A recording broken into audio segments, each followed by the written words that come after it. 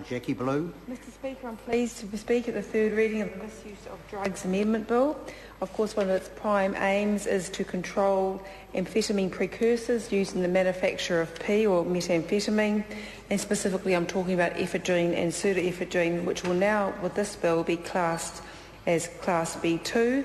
They will be no longer available across the counter and only available on prescription. Mr Speaker, this complements a suite of government actions that have been implemented to reduce the harms of P in the community and the impact on our society.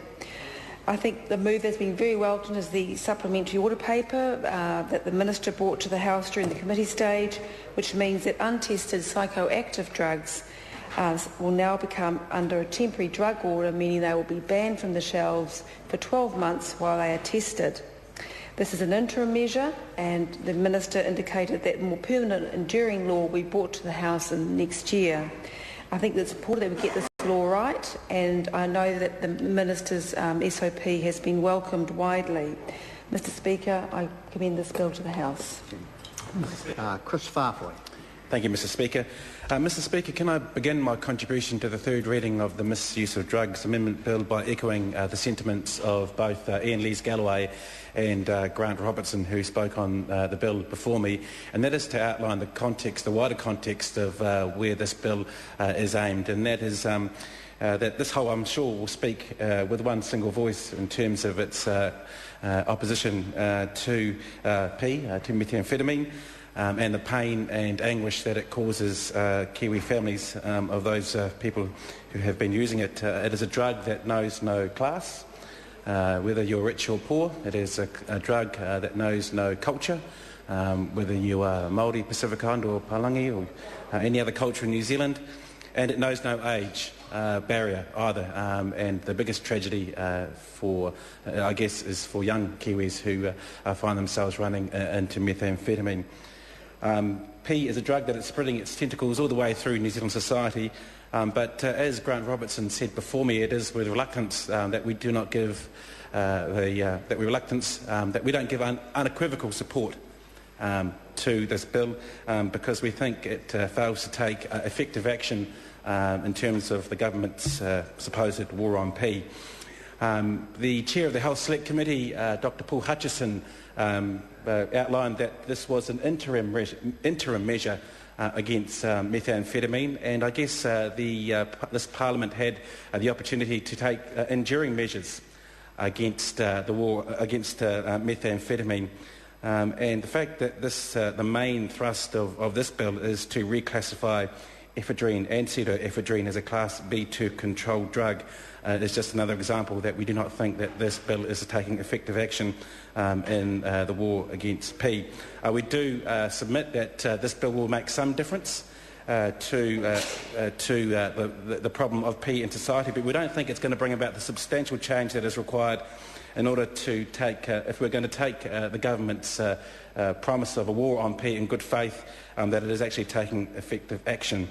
Mr Speaker, the tighter controls on ephedrine and pseudoephedrine are going to seriously affect the availability of over-the-counter medicines that Grant Robertson was talking about before for those Kiwis who have a simple cold or flu. And on this side of the House, we have a number of issues with that. And the first, again, is around the context of the war on P and the effectiveness of that measure against what is a growing problem. It's also a problem in terms of the ability of consumers to access mainstream over-the-counter medicines, and also the cost to Kiwis who now may be forced to go to their general practitioner if they want to get the most effective drug that has been available over the counter in previous years. In terms of that wider context on the war on P, Mr Speaker, the Prime Minister's own Chief Science Advisor, Sir Dr Peter Gluckman, and I think Paul Hutchison himself in this House has said that around 10% or just slightly upwards of 10% of the domestic pharmaceutical market around ephedrine and pseudoephedrine is responsible for the ingredients of methamphetamine. And I guess if you are waging a war on P, why would you ignore or make a priority 10% of the problem when somewhere around 90% of the problem is coming in through our borders? Mr Hutchison, in a contribution in the committee stage of this bill, asked the members on this side of the House not to ignore or not to discount the effect that the domestic market is having on methamphetamine production. And I say to Mr Hutchison that we don't discount it. But we also think that if you're going to take effective measures against the production of methamphetamine here in New Zealand, you have to take real effective measures against the 90-odd% of pseudoephedrine and ephedrine that is coming through our borders illegally. Sure, we are seeing sporadic cases of hauls discovered at the border, but we're by no means seeing a massive action on the illegal trade of pseudoephedrine that is coming in through the borders. And I guess that's another case of where we're talking around the debate around the effectiveness of the Misuse of Drugs Amendment Bill. Can I turn back to the Prime Minister's Chief Scientific Advisor again in his recommendation and his advice to the Health Select Committee? He looked at two options. The first one that he looked at was, I think, option 3, which was an electronic point of sale tracking of the purchase of pseudoephedrine and ephedrine. But the option that he did prefer at the time was what is within this bill, but he also thought that there was some debate around the effectiveness, so he called for a 3-year trial on the change that is mooted here around the tighter controls on ephedrine and pseudoephedrine. So he was concerned about the public inconvenience of such a move and how effective such a move would be on reducing the level of production of methamphetamine in New Zealand. And that really gets me to another point of just how much harder it will be to get what has been a long-term over-the-counter drug around pseudoephedrine and ephedrine. I think it's just been a simple case of if you've got a rather relatively serious flu or cold, you can go to the pharmacy and get some of these drugs over the counter. But now New Zealanders who want the most effective drug are going to be forced to go to the doctor and get a prescription. There are some issues around that. I don't think there's been enough research done by the Ministry of Health in terms of what the cost benefit or the cost of that will be on Kiwis, and whether or not it's going to be a barrier for them to get effective medical treatment for just a simple cold or flu, and also about the effect that that's going to have on the workload of our general practitioners. They may have an influx of people with very simple humdrum colds and flus who now find themselves having to book an appointment with a doctor for something that traditionally they've just gone and seen their local pharmacist about. Mr Speaker, can I now turn to Clause 4, which deals around a ban of sale and importation of drug utensils.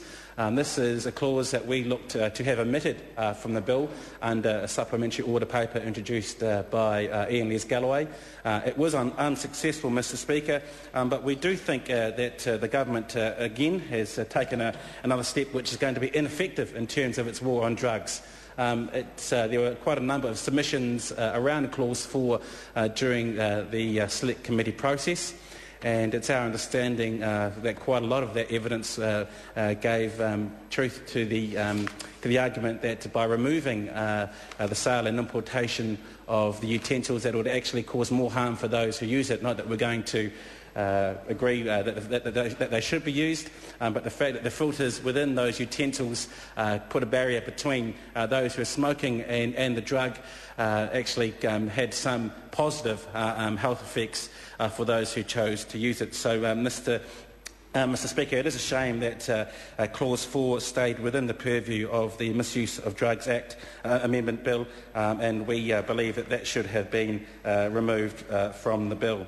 Mr Speaker, can I also move to the measure that was introduced this week, and that was the banning of a temporary banning of synthetic cannabis. Mr Speaker, this again, the way that this was introduced shows the lack of a real plan from the government in terms of its war on drugs and war on P. Mr Speaker, the way that this was introduced was basically that while the Associate Minister of Health for some months was pretty opposed to the banning of synthetic cannabis.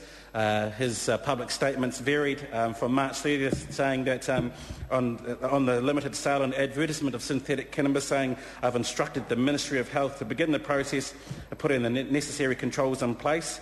I expect these changes to come into effect next year."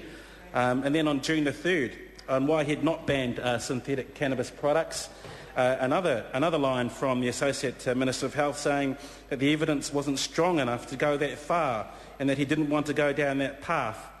And then about 3 weeks ago, on why the Law Commission recommendations to make suppliers prove that the safety of synthetic cannabis could not be introduced until after the election, the Associate Minister Peter Dunn said, "We're under certain statutory requirements and we have complications of a general election occurring."